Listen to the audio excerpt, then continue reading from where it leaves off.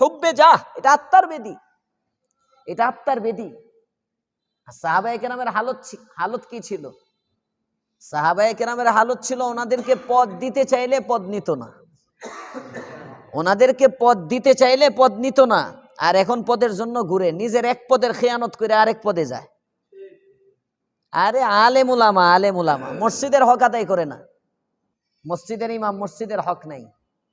একজন ইমাম সাহেবের জন্য মসজিদ আবাদ করার হক আছে, মসজিদের হকের কোনো খবর নেই। খালি দান্দা, খালি দান্দা, কেমনে পয়সা কামাইবে। খালি মনে হয় নামাজ পড়ে, নামাজের 10 মিনিট আগে ঢুকবো, নামাজের 5 মিনিট পরে দিয়ে বাইরে হয়ে যাবো, শেষ আমার দায়িত্ব। অধিকাংশ ইমামের হালত তো এই। অথচ হাকিমুল উম্মত থানবী রহমাতুল্লাহ আলাইহি লেখেন, ইমাম 365 দিনে 365 বাড়িতে যাবে। একটা দিন, সারা দিন এলাকার একজন মুসল্লির পিছনে ব্যয় করবে তাকে নামাজি বানানোর জন্য।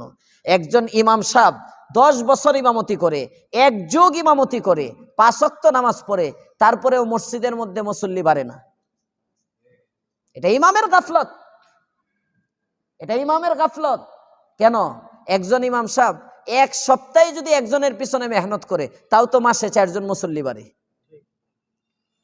কথা বলেন না কেন? নাই, কারণ ইমাম মনে করতেছে আমার জিম্মাদারি হলো খালি নামাজ পড়াইয়া দেওয়া, আরো যে তার কিছু দায়িত্ব আছে খবর নাই। বাকি সময় কেউ ব্যবসা করো, কেউ চাকরি করো, কেউ ফার্মের মাদ্রাসা দাও,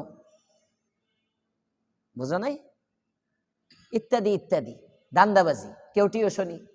আরে ঢাকা শহরের মুয়াজ্জিন ইমাম টিউশনির জন্য খাইতেও সময় পায় না, হুন্ডা কিনা লয় টিউশনি করার জন্য।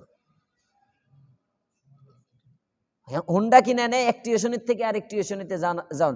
অনেক মুয়াজ্জিন ইমাম আছে, সুন্নত পড়ার সময় পায় না টিউশনির লেগে, আমার জানা মতে আছে, আমার কাছে তাদের হিসাব। সুন্নত এশার নামাজের পরে সুন্নত পড়ে বাইরে হয়ে জায়গা, বেতের পড়ে না, টিউশনি আছে।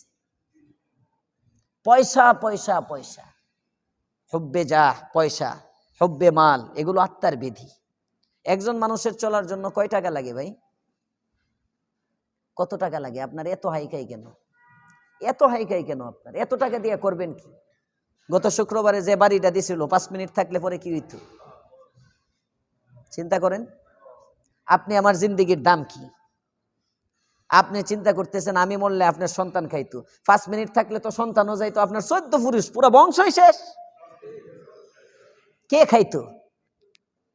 আপনি যে এত সম্পদের জন্য হাই খাই, আপনার পদ পদবী গদির জন্য এত হাই খাই। এজন্য ভাই, আত্মার বিধি, এক এক মাসে এক একটা বিধিকে